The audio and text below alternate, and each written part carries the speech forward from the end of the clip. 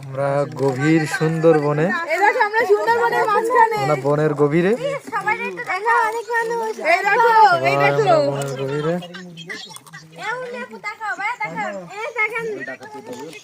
সবাই তো